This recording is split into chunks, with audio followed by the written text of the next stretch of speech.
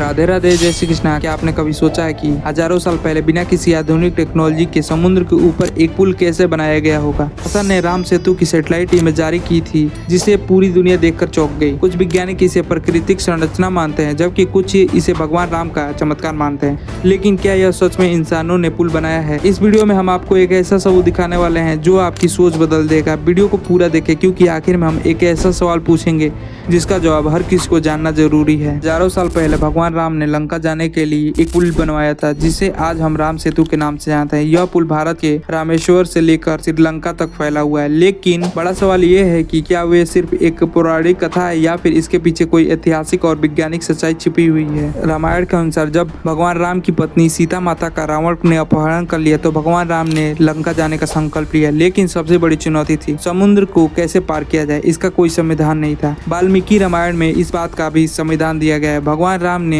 जब समुद्र देवता से मार्ग मांगने के लिए प्रार्थना की, 3 दिन तप के बाद समुद्र देवता प्रकट हुए और उन्होंने सुझाव दिया कि एक पुल बनाया जाए। इसके बाद वानर राज नल नील ने समुद्र पे पत्थर डालकर पुल का निर्माण किया, जो पानी में डूबा नहीं बल्कि उस पर तैरने लगा। भारत के तमिलनाडु राज्य में स्थित रामेश्वर में कई ऐसे पत्थर मौजूद हैं, जब पानी में उसे डालते हैं तो वो डूबते नहीं बल्कि तैरते हैं। क्या यह वैज्ञानिक रूप से संभव है? वैज्ञानिक का मानना है कि पिविक्सिक स्टोन हो सकता है, जो एक ज्वालामुखी चट्टान होती है और इसके अंदर छोटे छोटे वायु छिद्र होते हैं। लेकिन सवाल यह है कि रामेश्वर के आसपास ऐसी कोई भी ज्वालामुखी क्षेत्र नहीं है जहाँ पे ये पत्थर पाए गए हों। लेकिन ये वहाँ पे कैसे आए? रामायण की कहानी तो हम सब जानते हैं, लेकिन सवाल यह है कि क्या वैज्ञानिक तौर पे इस पुल का कोई अस्तित्व साबित होता है? नासा ने 2002 में सैटेलाइट इमेज जारी की थी, जिसमें भारत से श्रीलंका के बीच 48 किलोमीटर लंबी चैन जैसी संरचना दिखाई गई। वैज्ञानिक इसे एडम ब्रिज कहते हैं, लेकिन हिंदू मान्यताओं के अनुसार इसे राम सेतु कहा गया है। नासा ने इस इमेज को जब पूरी दुनिया में दिखाया तो पूरी दुनिया में हलचल मच गई थी। कई लोग इसे कहते हैं कि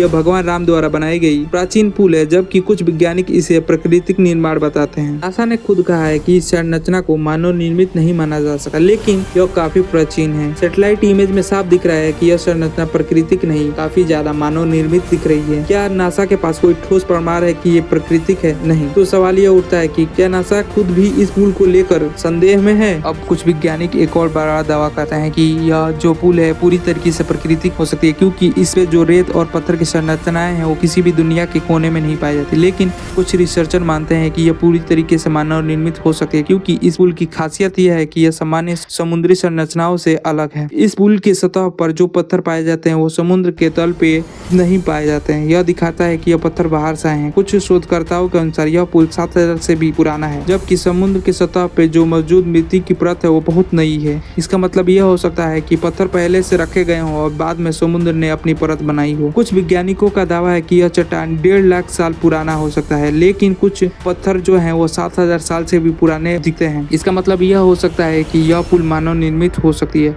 और समय के साथ इस पे एक नई समुद्र का परत बन गया हो। इतिहासकारों ने इस पुल को लेकर कई अध्ययन किए, क्योंकि आपको पता है कि भारत और श्रीलंका के कई प्राचीन ग्रंथों में इस पुल का जिक्र मिलता है। महाभारत में भी राम सेतु का उल्लेख मिलता है। तमिल संघ संहिता में इसे सेतु बांध कहा गया है। अब बेरुनी ने अपनी किताब में भी इसे राम सेतु कहकर जिक्र किया है। तो सवाल यह उठता है कि क्या ये पत्थर सच में राम सेतु से जुड़े हुए हैं? तो दोस्तों, राम सेतु का रहस्य अभी तक पूरी तरीके से सुलझा नहीं। वैज्ञानिक ने अपनी अलग अलग राय दी है। कुछ इसे प्राकृतिक संरचना मानते हैं तो कुछ इसे हजारों साल पुरानी मानव निर्मित संरचना मानते हैं। लेकिन बड़ा सवाल यह है कि क्या यह सिर्फ एक संयोग है कि यह पुल ठीक उसी जगह पर मौजूद है जहां पे रामायण में इसका उल्लेख किया गया है। नासा ने सैटेलाइट इमेज से जो दिखाया है वो उसमें तैरते हुए पत्थर साफ नजर आ रहे हैं। ये सब मिलकर एक पुल बना रहे हैं। ये भी एक रहस्य और इसमें गहन शोध की जरूरत है। क्या यह सच में भगवान राम द्वारा बनाया गया सेतु है या फिर एक प्रकृति का अद्भुत करिश्मा? अब फैसला आपके हाथों में है। आपको क्या लगता है, राम सेतु इंसानों द्वारा बनाया गया है या फिर यह प्राकृतिक